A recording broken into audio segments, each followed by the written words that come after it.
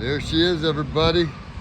She might be a little bumped and bruised, a little bit of rust, but let me tell you, that's not bad. That's not bad considering. She's a snow machine. That's what people call it. This thing literally goes through the snow like nobody's business. Move my little stool. This stool right here helps people get in and out. Again, here we go.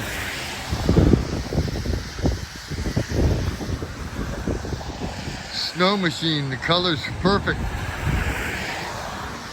for wintertime snow plowing. It's cold as a mofo out here, but we still getting her done.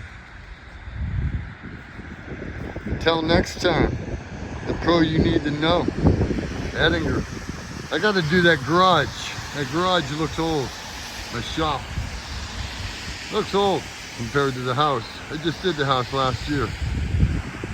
Give me your input. Tell me if you think it looks as good as it could or should. Thanks again. Please like, share, and subscribe. Till next time.